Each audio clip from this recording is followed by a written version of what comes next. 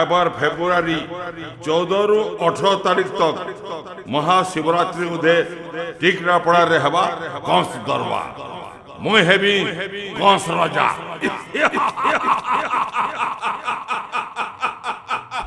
আর টিকরাপড়া পাল্টি যা মথুরা নগরী।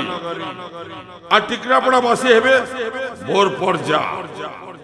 সবে মানবে মোর হুকুম, যে নি মানলা তাহাকে মিলবা শাস্তি। এটা হচ্ছে কংস রাজার আদেশ।